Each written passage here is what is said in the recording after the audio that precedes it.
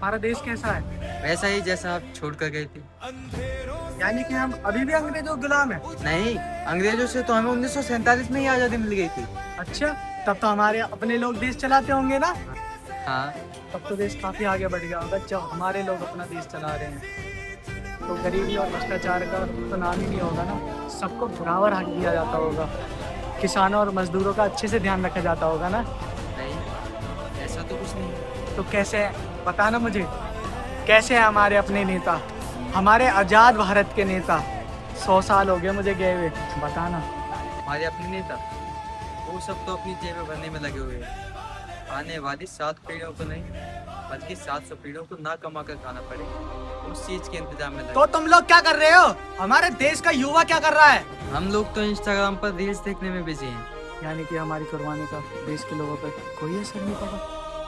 देश के लोगों में कोई देशभक्ति नहीं, कोई देश प्रेम नहीं। ऐसा नहीं है, आपके लिए और देश के लिए बहुत प्रेम है भारत के लोगों के दिलों में। हर 15 अगस्त और 26 जनवरी को तिरंगा फहराते हैं और पूरे जोश के साथ भारत माता की जय बोलते हैं और आपकी तस्वीरें भी लगाते हैं। और भारत और पाकिस्तान के क्रिकेट मैच के दौरान हमारी देशभक्ति पीक पर होती है। तुम इसे देशभक्ति समझते हो?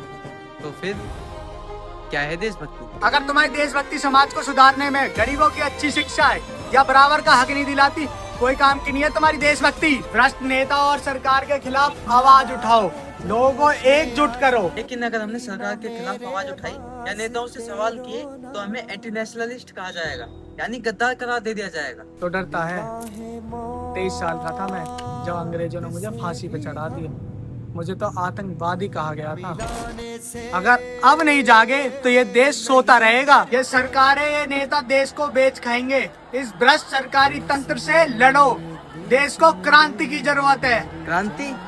यानी कि हमें हथियार उठाने होंगे, बंदूकें उठानी होंगी, जैसे आपने उठाई थी। नहीं, हमारी क्रांति विचारों की थी। जब अंग्रेजी हुकूमत ने हमारी आवाज नहीं सुनी तो हमने और जोर से आवाज लगाई और अपने विचार रखे।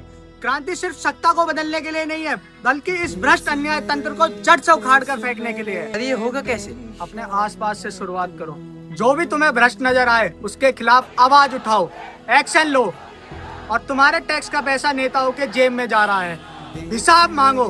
अपने वोट का सही इस्तेमाल करो और लोगों को जागरूक करो और अपने इस देश को आजाद करवाओ। इनकलाब जिंदाबाद। इनकलाब जिंदाबाद।